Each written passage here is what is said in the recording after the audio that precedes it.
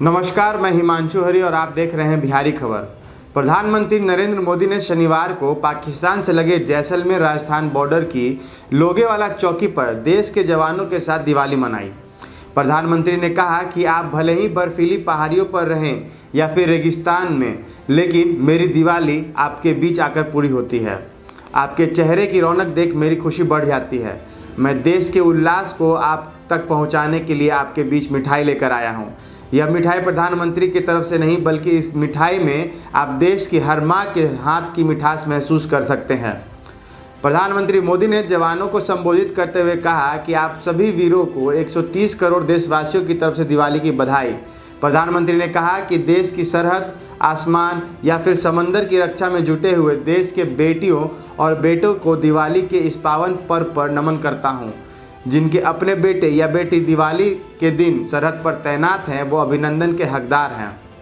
मुझे याद है कि जब मैं प्रधानमंत्री बनने के बाद पहली बार दिवाली मनाने के लिए सियाचिन गया था तो बहुत लोगों को आश्चर्य हुआ था, लेकिन मैं हर साल दिवाली के बीच अपनों के बीच जाता हूँ, इसलिए इस दिवाली पर भी अपनों के बीच आया हूँ। प्रधानमंत्री ने कहा कि हिमालय की बुलंदियाँ हो, रेगिस्तान का विस्तार हो, घने जंगल हो या फिर समंदर की गहराई हो, हर चुनौती पर हमेशा आपकी वीरता भारी पड़ी है।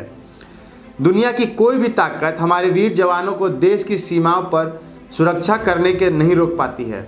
जवानों को संबोधित करते हुए प्रधानमंत्री ने कहा कि आपके इसी शौर्य को नमन करते हुए आज भारत के 130 करोड़ देशवासी आपके साथ मजबूती से खड़े हैं। आज हर भारतवासी को अपने सैनिकों की ताकत और शौर्य पर गर्व है। उन्हें आपकी अजेयता, आपकी अपराजेयता पर गर्व है। दुनिया का इतिहास हमें ये बताता है कि केवल वही राष्ट्र सुरक्षित रहे हैं, वही राष्ट्र आगे बढ़े हैं जिनके भीतर आक्रामकताओं का मुकाबला करने की क्षमता रही है। प्रधानमंत्री ने चीन की तरफ इशारा करते हुए कहा कि आज पूरा विश्व विस्तारवादी ताकतों से परेशान है। विस्तारवाद एक तरह से मानसिक विकृति है और 18वीं सदी की सोच को दर्शाती है। इस सोच के खिलाफ भी भारत प्रखर आवाज़ बन रहा है। आज दुनिया में जान रही है, समझ रही है कि ये देश अपने हितों से किसी भी कीमत पर रत्ती भर भी समझौता करने वाला नहीं है।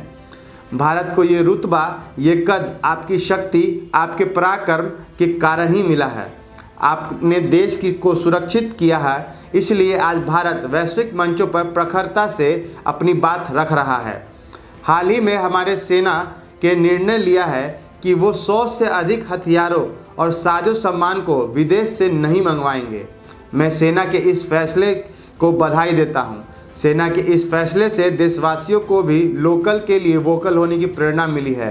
प्रधानमंत्री मोदी ने देश के नौजवानों से देश की सेना के लिए निर्माण करने का आह्वान करते हुए कहा है कि हाल के दिनों में अनेक स्टार्टअप सेना की ज़रूरतों को पूरा करने के लिए आगे आए हैं। डिफेंस सेक्टर में नौजवानों के नए स्टार्टअप से देश को आत्मनिर्भरता के लिए मामले में और तेज़ी से आगे ले जाएंगे। सीमा पर रहकर आप जो त्याग करते हैं, तपस्या करते हैं, वो देश में एक विश्वास पैदा करता है। ये विश्वास होता है कि मिलकर बड़ी से बड़ी चुनौती का मुकाबला किया जा सकता है।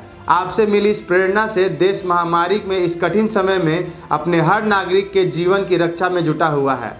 इतने महीनों से देश अपने 80 करोड़ नागरिकों के भोजन की व्यवस्था कर रहा है, लेकिन इसके साथ ही देश अर्थव्यवस्था को वापस गति देने की पूरी कोशिश और प्रयास कर रहा है। बाकी दिन भर की और खबरों के लिए आप बिहारी खबर का फेसबुक पेज और यूट्यूब चैनल जरूर सब्सक्राइब करें।